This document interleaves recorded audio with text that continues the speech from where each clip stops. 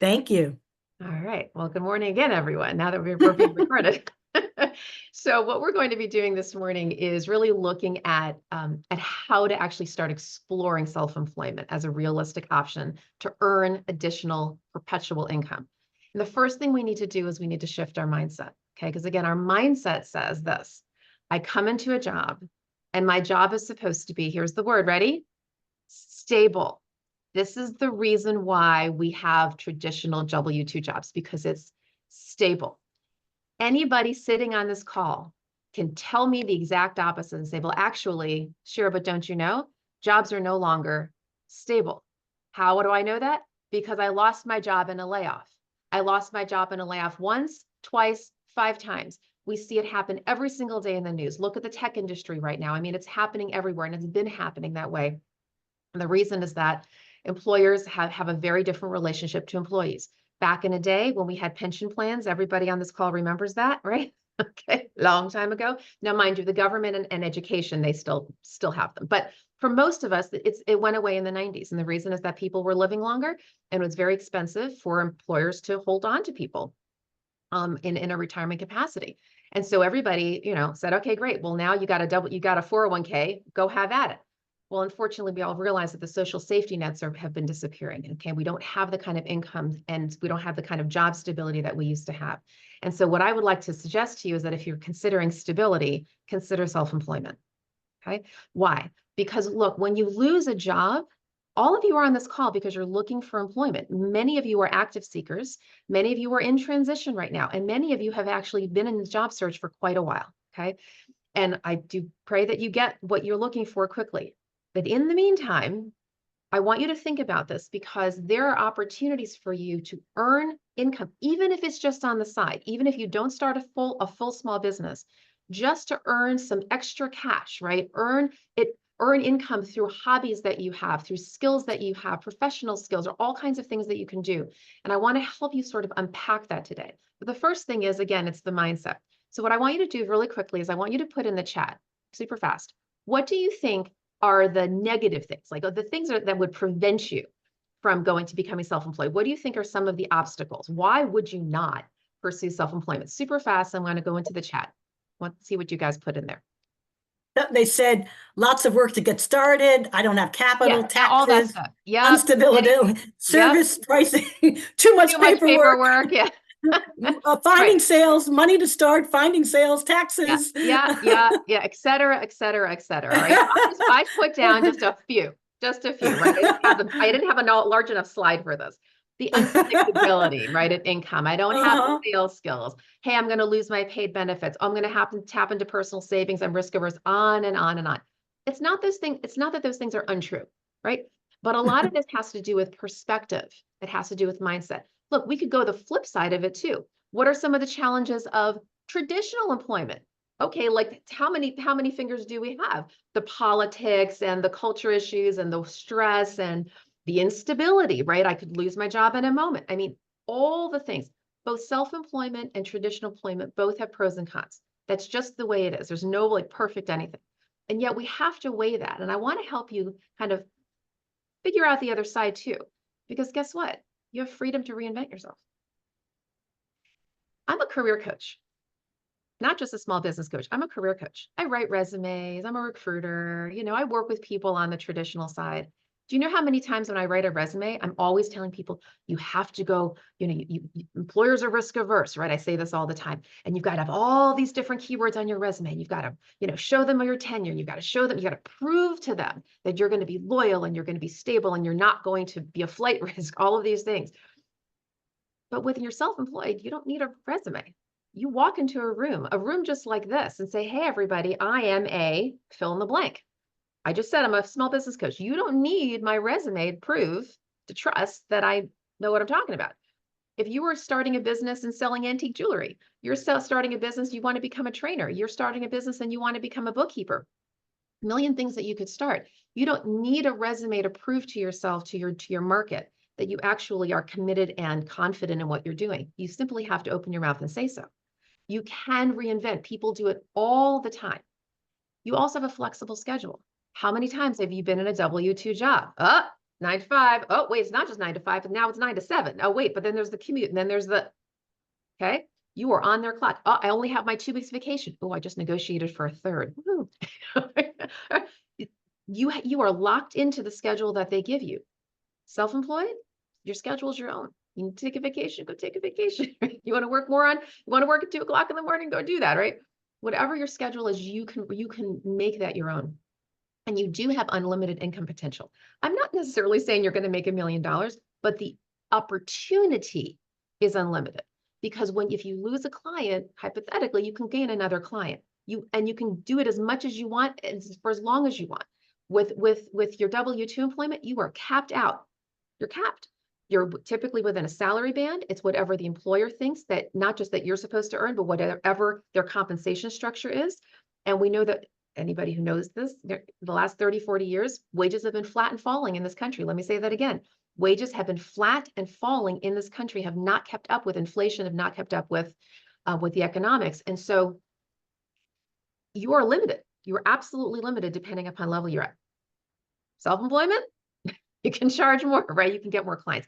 I'm not saying this is as easy as snapping your fingers, but I am suggesting that I want you to think about, right, other ways that you can earn income without just going traditional. You can do multiple streams of revenue.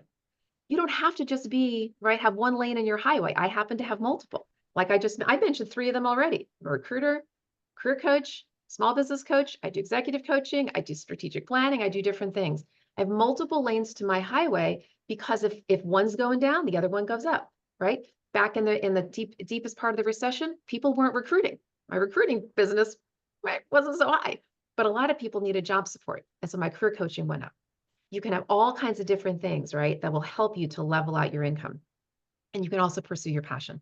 How many of you, when you were younger in your career, said, oh, I really have a heart for, oh, I've got this talent. Oh, I've got this gift. Oh, if I could be. And then suddenly you got into the traditional world and everybody started hiring you for the thing that they knew that you could do best, not necessarily the thing that you wanted to do, not necessarily your passion, but the thing that they thought, right, was going to help their business needs. And they kept you kind of like locked in. This is your opportunity to expand out and say, oh, I had this passion for antique jewelry. Don't you know? I'm going to go and re-career and start an Etsy business. A lot of things that you can do. All right. So moving on from mindset.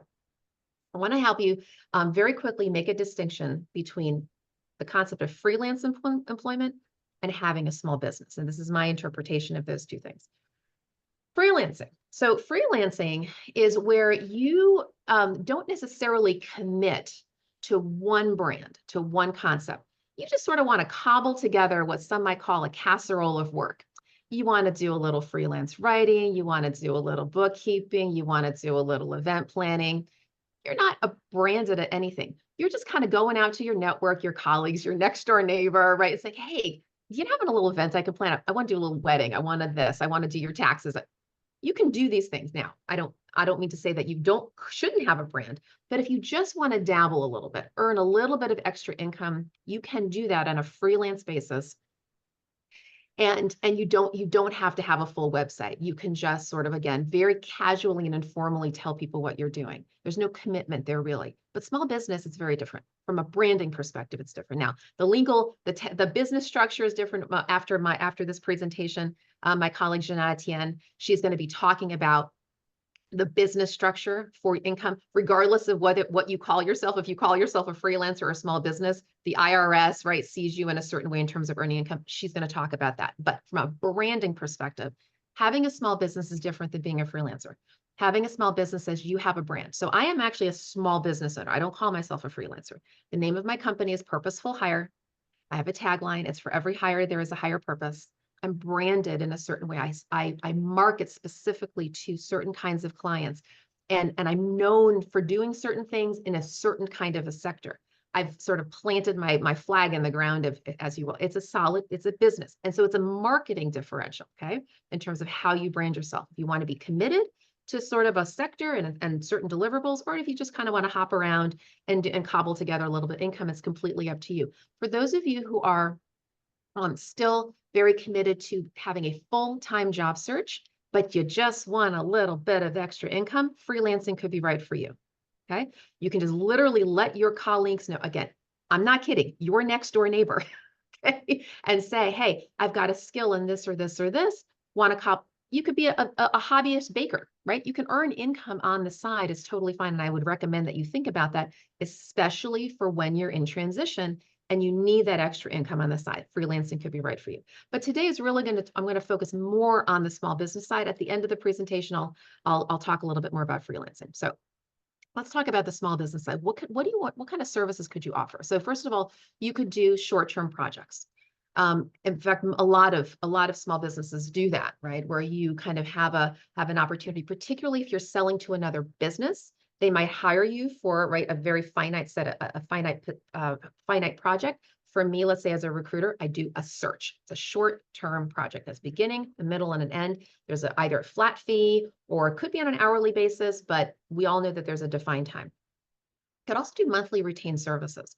There are a number of businesses that do that. I'll give you a classic example for those of you who are here in the DC area, lobbyists. You may not know this, but lobbyists often get hired on a retained basis. There's maybe a small business, they need that lobbying outsourced support, and that person is on retainer, and they get paid 5 figures a month, and they are just sort of on call. There are for small businesses that do HR outsourcing support. Again, you're a small business and you can't hire a full-time HR person. Well, there are small businesses that work on a monthly retained basis, and you get a certain number of hours, let's say, for that business. So you can do that as well. And there's something called fractional consulting. Think of fractional consulting like a really high level part-time work. So I'm not talking about administrative work. I'm talking about let's say you're a marketing professional. You are an accounting professional. You are an IT professional. And a small business, they need your services, but they can't either afford you or they don't have the capacity to bring you on full time, but they need you 2 days a week, several hours a month. And what they'll do is they'll bring you on in what's called a fractional capacity. You have a title and you get a monthly, monthly fee. You are literally in the org chart. As far as anybody else is concerned, you're part of the staff, but you're not there 5 days a week. You have a limited engagement. You have the CIO title or the CMO title or whatever it is, and it's part-time, but the staff kind of feel as if you're part of the family, right?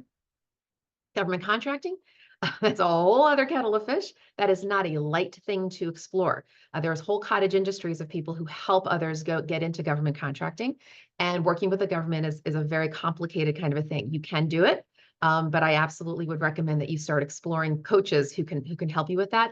And just so you know, if you do decide to do it, for the beginning, you're going to want to become a subcontractor under what's called a prime. So the prime is somebody who is on what's called the GSA schedule. And that company will typically have major contracts and they'll bring subcontractors underneath them. And for the first few years, that's a very good way to kind of get going. But that's as much as I'm going to say about government contracting. But I would recommend that you explore some formal support with that. E-commerce retail, again, like the Etsy and that kind of thing, it proliferates. It's a whole, again, cottage industry. Recommend that you go in that direction to find coaching. And I'm not going to talk about that today, and I'm not going to talk about government contracting either. But there are a lot of coaches and online learning that you can explore for both of those. And then, of course, there's multi-level marketing, MLM. You might think of it as the Mary Kay and the Amway. Those are very legitimate businesses, by the way. A lot of people have great success, doing what's called B2C marketing to consumers. You can market, skincare products or, nutrition supplements or what have you. And that's maybe something that you want to consider. Okay.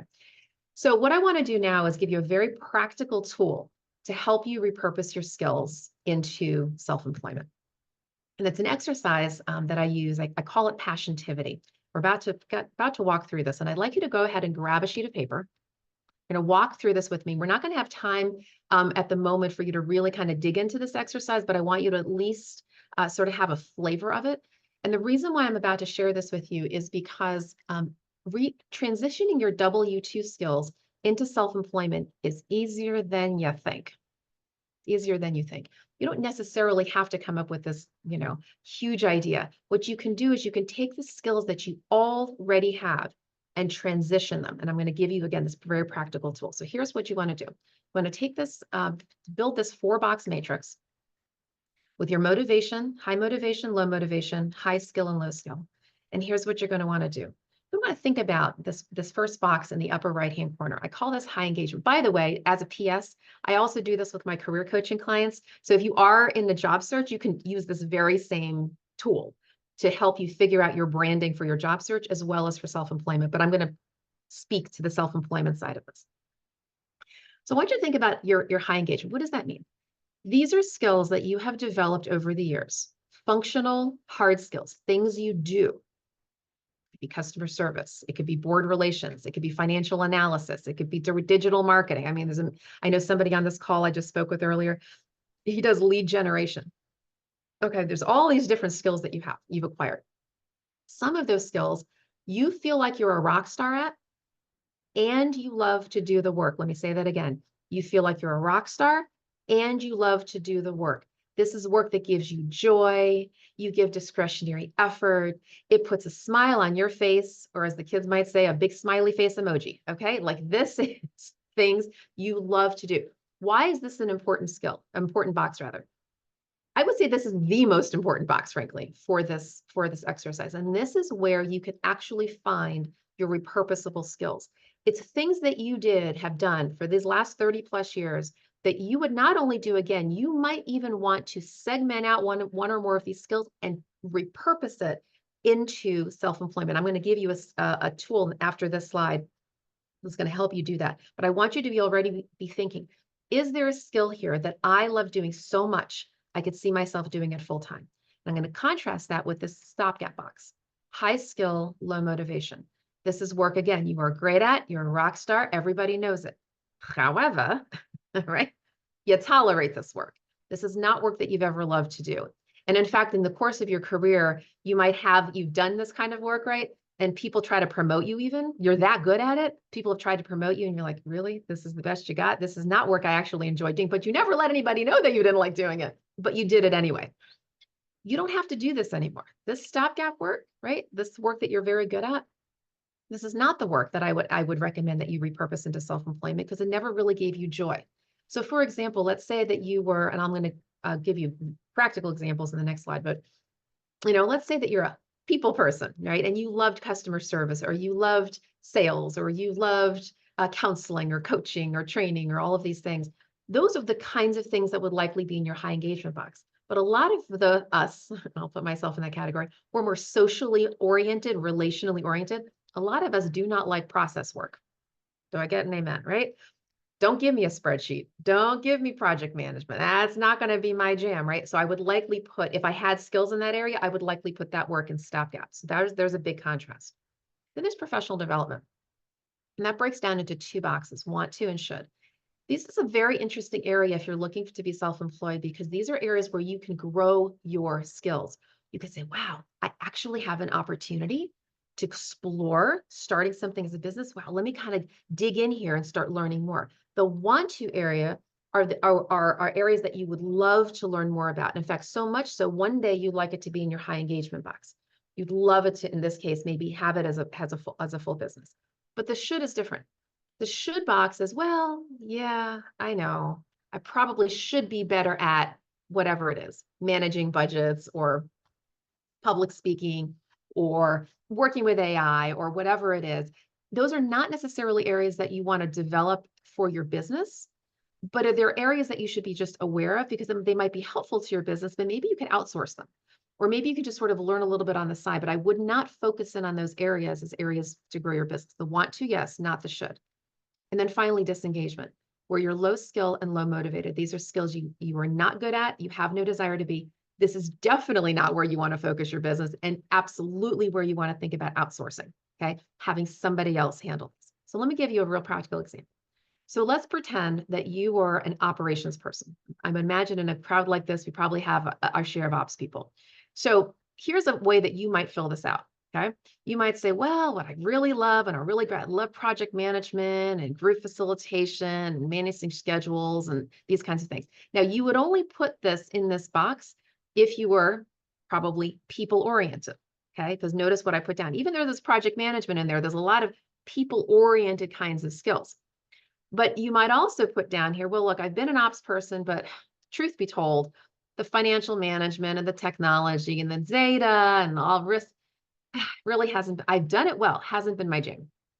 Hasn't been anything I've loved. So I'm going to put it down here in the stopgap work. But you can see the difference between the kinds of skills that are in the high engagement and the kinds of skills that are in the stopgap.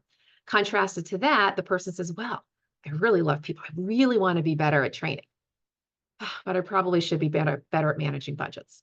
And then finally, in the low skill, low motivation, HR compliance.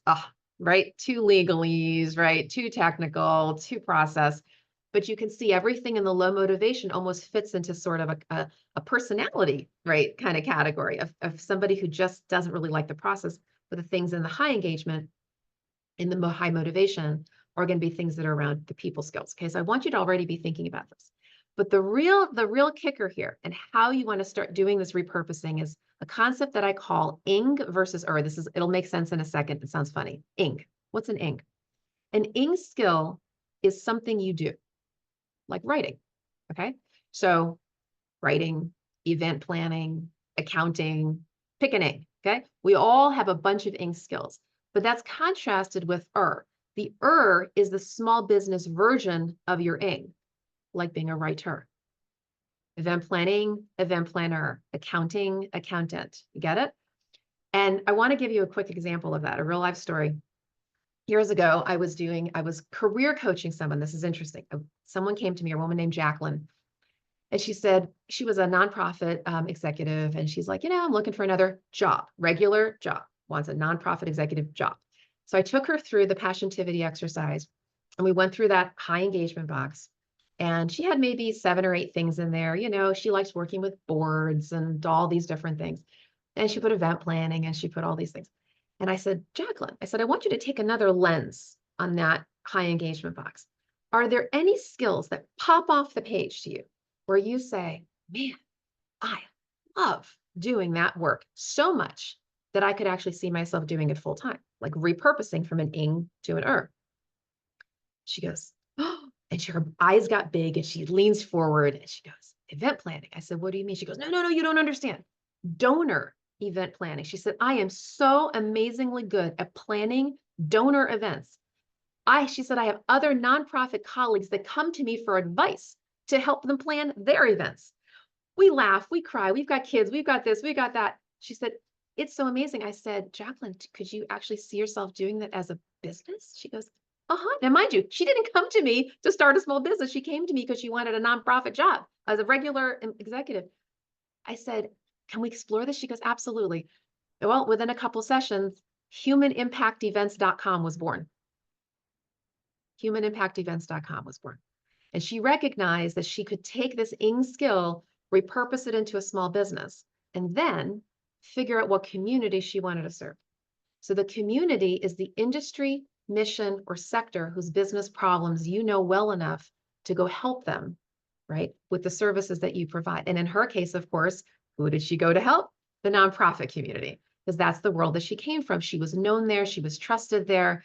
This is a community she knows. She knows well. She knows their business challenges. And so she took her skills, repurposed it into a business to help this particular community. I will share with you that this is one of the easiest ways to launch your business, particularly if you have been ensconced in a particular community for a long time. If it's a community that you know well, and you know their business problems and you have certain skill sets that can help them, this is a way that you can repurpose. Okay. So where are we going to go from here?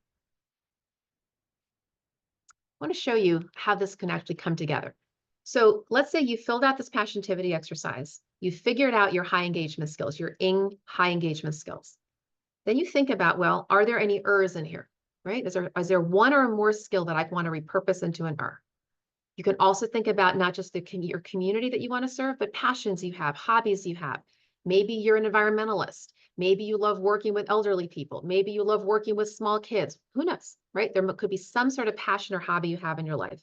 And then you think about which of those can be monetized. So at the end of the day, you can have all the passions you want, but people got to pay you, right, to help them solve their problems. So I'm going to give you a couple of examples. So let's take this project management. Go back to the Passiontivity. Person loves project management. The of course, would be project manager. The person wants to actually say, okay, my community is government contracting. Let's say they came from the government or they came from a government contracting firm. They understand that world. I want to do project management, outsource project management for government contractors. That's literally how linear this thing can go. You figure out your ing skills, your ers, your community, and how can you monetize that into a business? Or let's say the person said, my high engagement ing skills were accounting or budgeting. I want to become a bookkeeper. Hey, I've enjoyed volunteering with elderly populations. That's sort of been my community. Well, I want to do bookkeeping services for nursing homes. Okay. Now, that again, it's a very linear approach. Now, are there all these different ways you can do this? For sure, but I wanted to give you some samples of what that could look like. So now I want to make this very, very practical and explain to you, how do you put this all together? Now, of course, there could be, we could spend hours on any one of these topics. I'm trying to give you a little bit of a flavor so you understand what's possible. And the first thing I want to let you know is that there are 3 types of businesses that you could get into, right? First is B2C, business to consumer. And you'll literally see this phrase if you do any research on small business, B2C. If you're doing business to consumer, which means you are the business and you are marketing your services to a consumer, Amazon, for the most part, is a B2C business. Starbucks, all of these places, retail establishments, you are the consumer, they are the business, they are marketing to you in a particular way. And what they do is they focus on a demographic. Quick example, McDonald's. Many years, McDonald's was focused on a particular demographic. Well, families, right? Hey, it's quick, it's easy, it's fast food, feed your kids the Happy Meal, right, when you're coming in from school. Well, they realized that demographic of those moms and dads, right, got a little bit health conscious and said, oh, no, I don't want my kids to have all those French fries, right? So they shifted their demographic. They shifted it to young people, right? Teenagers, young adults. And you know this because it used to be that their branding was billions and billions of hamburgers sold. And now it's, anybody know? I'm loving it. LOVIN apostrophe. I'm loving it. A very different marketing strategy for a very different demographic, but they are focusing on a demographic. And it's very important if you are going to go B2C, focus on your population. B2B, business to business, where you're the business and you're marketing to another business, you want to target an industry. Now, by the way, you should know that it's not necessarily true that you have to target an industry. It can be very helpful to do that. There are some B2B businesses where the person has what I call a lane. So for example, you're in marketing, okay? And you're a marketer, digital marketer, let's say. It could be that you market your services to nonprofits and for-profits. Absolutely fine. But if that's the case, you want to have a very special thing that you do that you where you cut across industries. So you have to have some sort of unique differential, what we call a UVP, a unique value proposition, that no matter who is listening to you, they know that you have a special secret sauce. With that said, it can be very, very helpful, especially in the beginning, to focus on an industry. Why? Because it goes back to what I was sharing earlier. You want an industry where they know that you know their problems. And for me, and I'm making this, I keep making this personal because I want you to know this is like really how it works, okay? Because I am in a small business. My particular industry, and by the way, I do have others that I go after, but in my B2B business, not my B2C, my B2B, I really, really focus heavily on the association community. For those of you who are in the DC area, you probably know we have an association in every other street corner, the National Association of fill in the blank, okay? They're membership organizations. Those are my people. I've been playing with those people for 30 years. They know me, I know them, I know their challenges. It's hugs and kisses and everything, right? But there's a lot of trust there because I really understand what keeps them up at night and they get that I get them. Whereas I'm not focused on government contractors or commercial real estate industry. Could I help them in certain circumstances? Sure, but I don't market myself there because those are not industries that I'm intimately familiar with. B2G, as I mentioned earlier, that's business to government. Typically in B2G, you're going to want to focus on a sector. So for example, the defense sector or the like health and human services, right? The scientific world or what have you. And there are certain government agencies that are in that sector. And so you typically offer them a service, okay? And government contractors proliferate around this town. So let me get into some deeper practicalities. And again, any one of these questions we could spend hours on, but I'm just going to give you a high level flavor. And the first is, you got to figure out your target market. Who are you focusing on? Not just whether you're B2B or B2C, but like I said, who are you really attracting? Who are the people that really need to to know what you can do to help them solve their problems. And the more niche you can get, the better. And you're thinking, why more niche, the better? There's a concept that says people like to hire specialists, not generalists. People like to hire specialists, not generalists. If you had a leaky faucet, the first person you're probably going to call is the plumber, not the general handyman, right? You go niche, especially if you're starting your business from scratch. Go with the more niche where you can be, I get what you do. I get the problems, Mr. and Miss Customer, that are keeping you up at night. You want to trust me on this because I know what I'm talking about. But the second question is, what are the urgent problems they will want to pay you to help them solve? And I want to emphasize two words here: urgent problems and want to pay you. Very important. While the problems don't have to be urgent, if they're not urgent, it's what we call a slow sales cycle. Have you ever, think of it yourself. Have you ever had you have a home and you want to renovate your home? You want to renovate your kitchen. Okay. Now, it's just a nice to do for you. You've been thinking about it for a couple of years and you've been calling around different home renovation companies. That's not an urgent problem for you. And the home renovation company knows it. They know that's a long sales cycle. They got to build a relationship with you. And you say, well, maybe in 6 months or when I have the budget, and they're just tracking along with you. And hopefully one day, 2 years from now, they're going to get a sale, which is very different than what happened to me and my husband a few years ago when all of a sudden I'm sitting on a Zoom call and I hear a crash. And we had a dead tree that fell into our roof. That was kind of an urgent problem. That was hey, we need a tree removal service now. Okay. And tree removal services probably have a lot of urgent problems that they're solving, and they got to be at the ready and, be responsive to people. That's a short sales cycle. So the question is, what are the urgent problems that people will want you to serve? But also they will want to pay you to help them solve. Now, there's a difference between want to and need to. So somebody might say, hey, I need to lose 20 pounds because my doctor said that would be better for my cholesterol, right? And they may or may not join Jenny Craig. They may or may not join Weight Watchers. However, they got to fit into that wedding dress in 3 months. Oh yeah, baby. They're going to want to pay Jenny Craig to help them to lose the weight. Okay. The want to and the need to are two totally different things. So when you're thinking about your business, think about the urgent problems.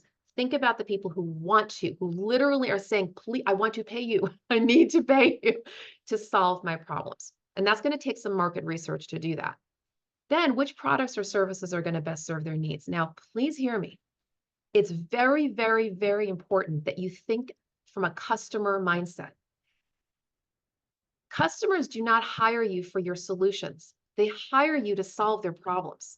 It's not about your solutions. It's about their problems. Now, take someone like me. I mentioned I have multiple lanes to my highway. I can do resume writing. I can do search. I can do executive. I can do all these things. But if I'm talking to an employer and they're asking me about, helping them fill a search, right? I'm not going to be talking to them about my executive coaching services. I have that as a solution, but that's not the need that they have, right? I need to be very, very focused to only address the business need that is right for them. So first, it's a matter of figuring out what do they need. And especially when you're having a prospecting conversation, you're talking to them, your job is to ask them questions. And especially if you're starting your business, you do your market research around asking people questions. You go to your target industry or you go to your target demographic and say, what's keeping you up at night? Really practically. Now you might have an idea of the kind of thing the services that you want to offer. Don't just automatically go and say, hey world, here are my services, here are my products. First, you go to your demographic and say, demographic, I'm going to kick the tires with you. I'm thinking about, kind of offering these kinds of products and services. What are the problems that are keeping you up at night where you will want to pay somebody like me to help you solve those problems? That's how you figure out which products and services actually will fit the market right now. Technologists go through this all the time. There are a lot of engineers that are coming up with all kinds of cool new features and products, right? And they're like back there in their R&D doing their thing. And the marketers are like, but the market doesn't want that. You might be a very cool tool, but it's a solution for a problem that doesn't exist. Okay. So first, the BD people have got to go scour the market. Then they go back to the engineers and say, look, this is what the market is telling us, or this is what we think the market is going to want to pay for. How are you going to market to prospective customers? Again, we can spend hours on this, but just at a very high level, I want you to be thinking about, or understand that there are lots of ways to market. We generally call this business development, right? And marketing and business development are actually very sort of similar, but at a high level, think about developing your business. If you're in a B2B situation, a lot of times your business development is going to be relational. It's going to be networking. It might be doing public speaking, like what I'm doing right now, right? You're out there, you're sharing, you're educating a market. Maybe you're doing thought leadership, you're blogging, you're on social media, you're doing those kinds of things.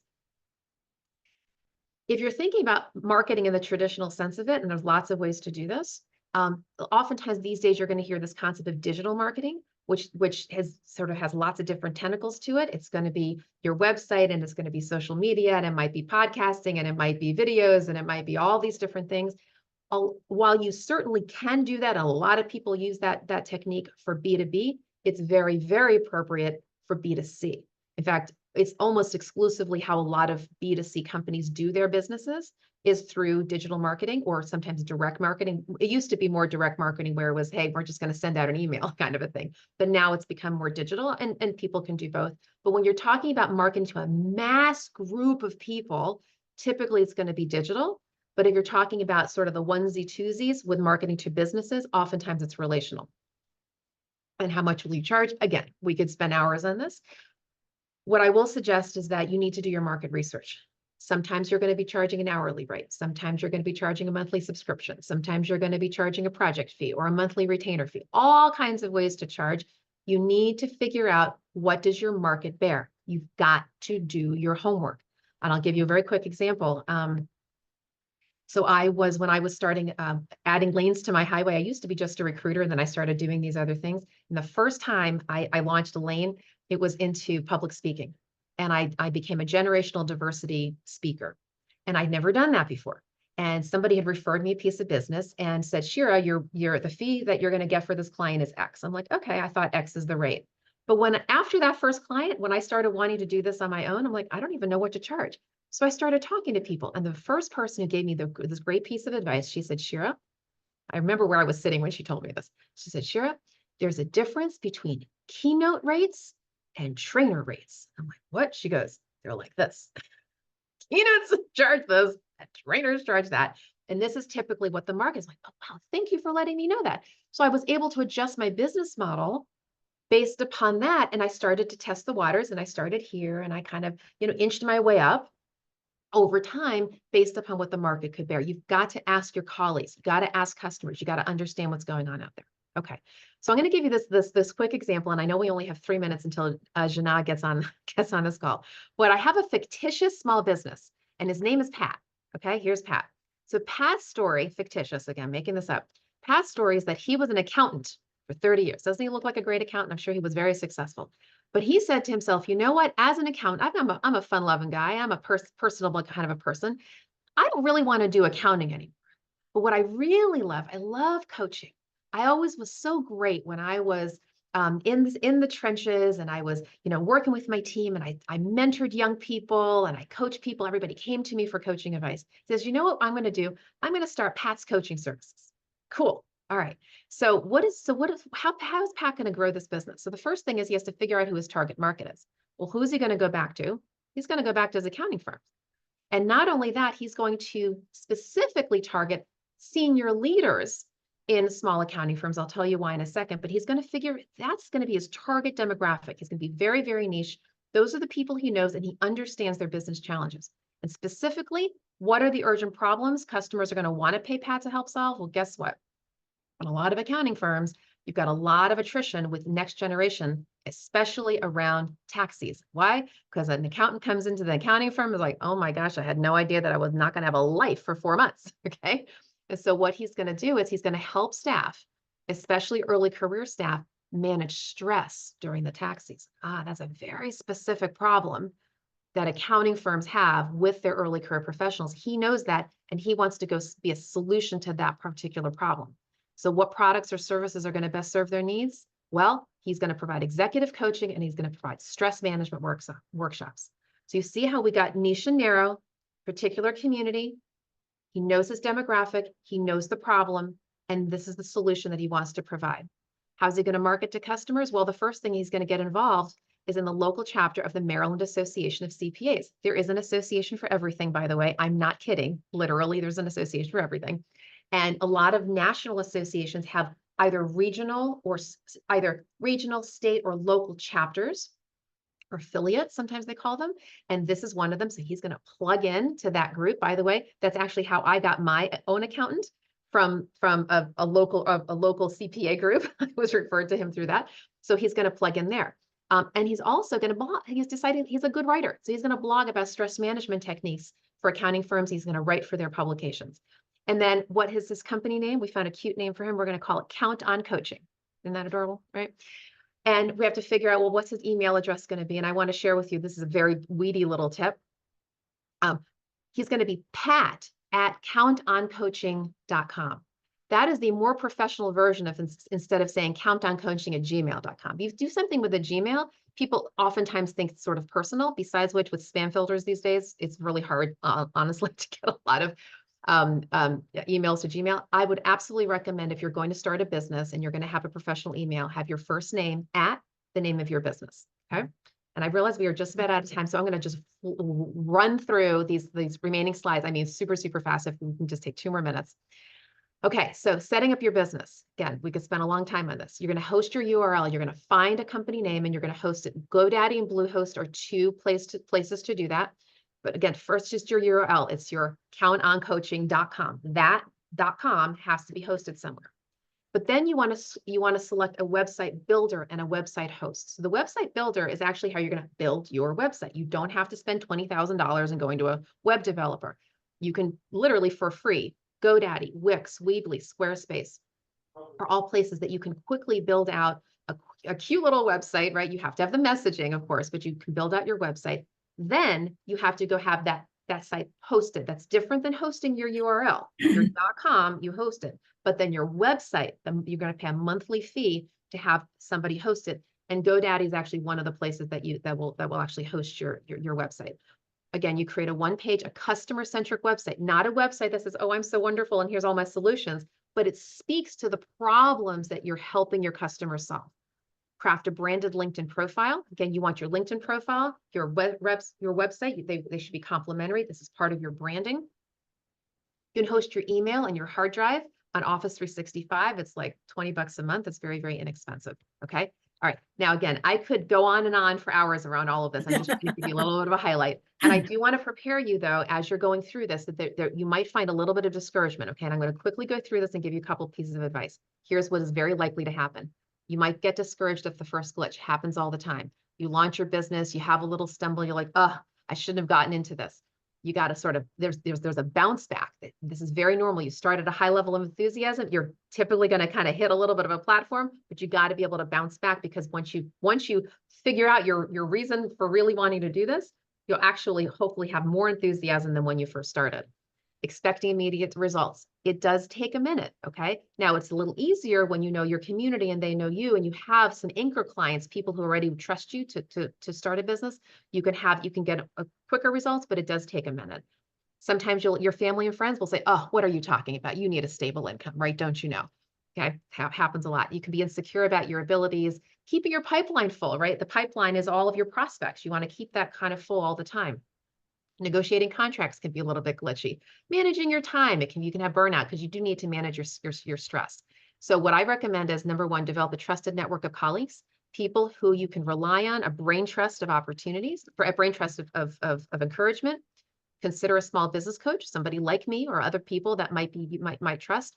Continually research best practices and surround yourself with encouraging people. Okay. All right. I'm going to, Jody, I know you're going to have a deck on this. This is for freelance opportunities. This is if you want to go on the 1099 route. And here are some quick links of places of resources. And the last thing I do need to spend 2 seconds on is BoomerWorks. So Jody mentioned that in the beginning. I have a community service project. It's completely free, and we offer monthly educational programs. Boomerworks.org on all different types of self-employment topics. Check us out. Go to our training center tab, and you'll see all kinds of videos from our previous educational programs. You're welcome to join us. And with that, there are a couple of books of resources. And then here's I'm talking so fast. And here is my contact information. If you would like a free 30-minute consultation with me, either on self-employment or on regular job search. Because like I said, I'm a career coach too. I'm happy to offer that to you. So grab my email address. And with that, I'm going to turn it over to my colleague, Shira, who's going to help you with the business structure of your new small business. And then Shira, will you stay in chat after Absolutely. Janaz? Okay. And Absolutely. then you can, I'll let you know where there are questions. Absolutely. All right. Okay, great. Thank you, Shira. You're welcome. Shira, All take it. right.